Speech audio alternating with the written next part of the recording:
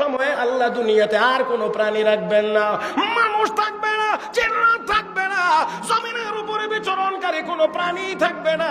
আমার আল্লাহ আজরাইলকে বলবেন, আজরাইল জমিনে আর কে আছে?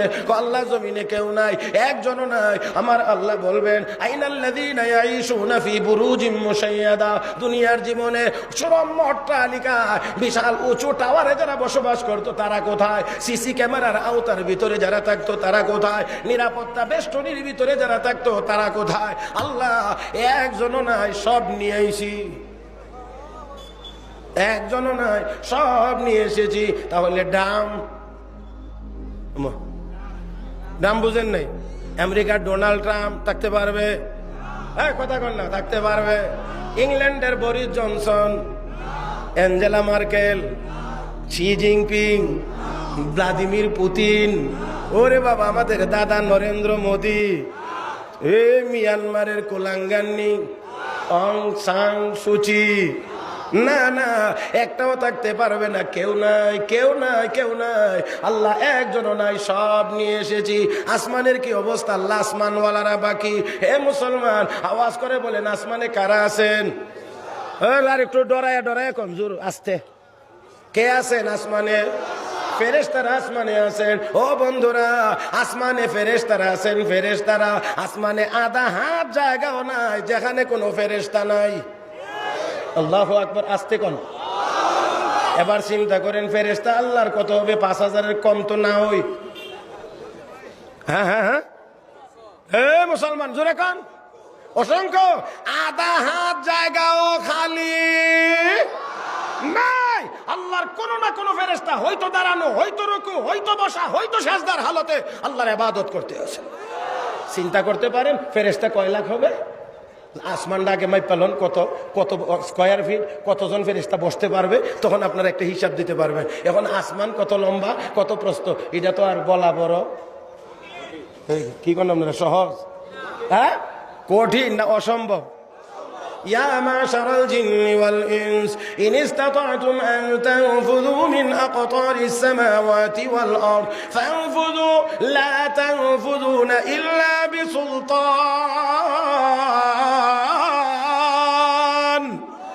فبأي آلاء ربكما تكذبان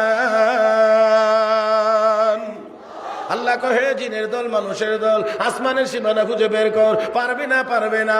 আপনারা বলবেন সায়েন্স টেকনোলজি তখন ছিল না, এখন আছে, দ্রুত গতি সম্পন্ন বিমান আছে, এইগুলো দিয়ে আসমানের সীমানা খুঁজে বের করতে পারবো। হে মুসলমান, সীমানা খুঁজে বের করতে পারবেন কি পারবেন না? একটু পরে চিন্তা করেন। গত হজের সফরে হঠাৎ আমার মনে জাগলো, এত বড় একটি বিমান, 450 প্যাসেঞ্জার, সমপরিমাণ মালামাল, এরপরে পাইলট ক্রু সহ অনেক কিছু ভিতরে।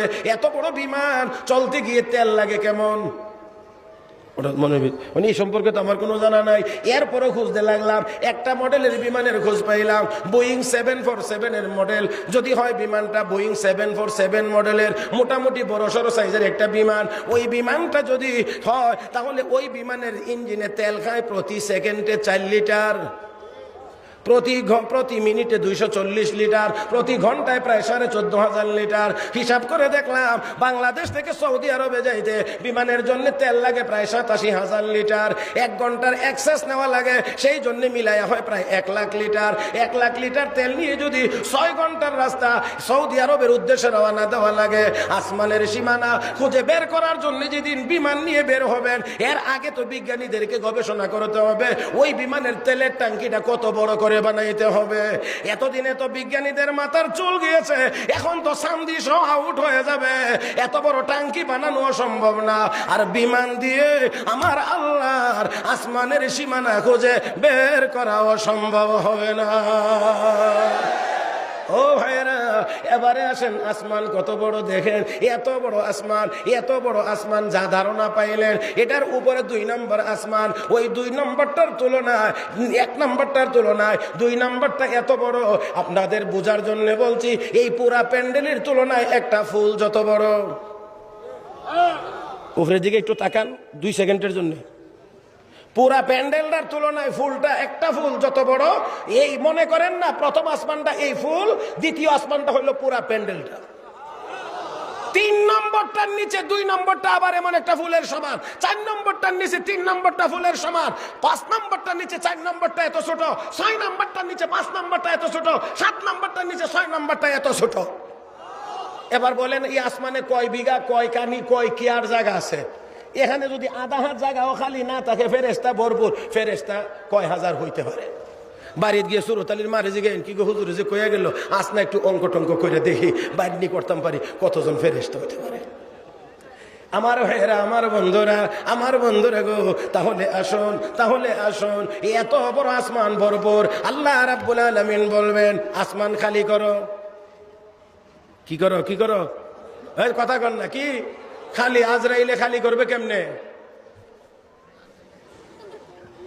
আমার বন্ধুরা, আজরাইল সবার রূহ নিয়ে যাবে, সব আসমান খালি। আল্লাহ রাব্বুল আলামিন বলবেন হে আজরাইল আর কতজন বাকি আছে? আল্লাহ 12 জন বাকি, আর কেউ নাই। 12 জন বাকি, 12 জন কে বলো? আল্লাহ, জিবরাইল, মিকাইল, ইসরাফিল আর আমি আজরাইল, আর 8 জন হলো হামালাতুল আরশ, আরশ বহনকারী 8 জন ফেরেশতা।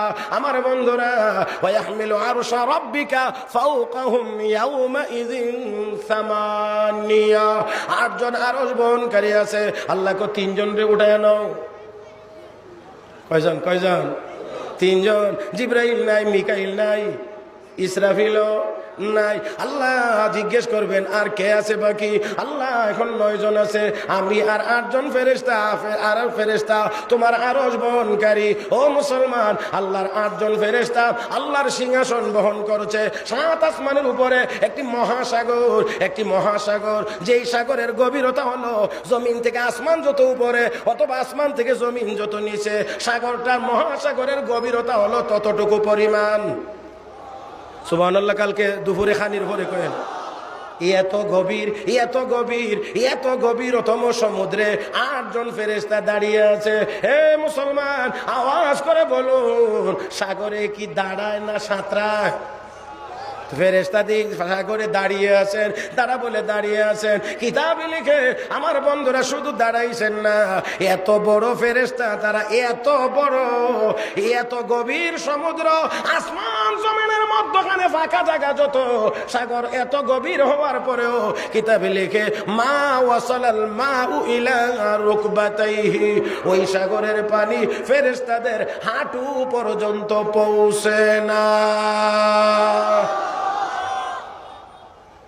কানের লতি এখান থেকে এই হাড্ডিটা 4-5 আঙ্গুল ধরে ওই ফেরেশতাদের কানের লতি থেকে হাড়গুলো 700 বছরের রাস্তা।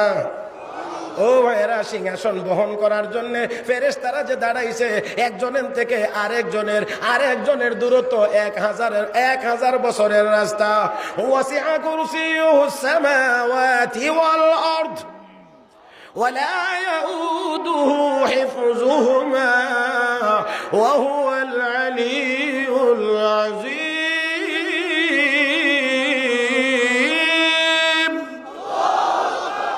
আমার বন্ধুরা, 8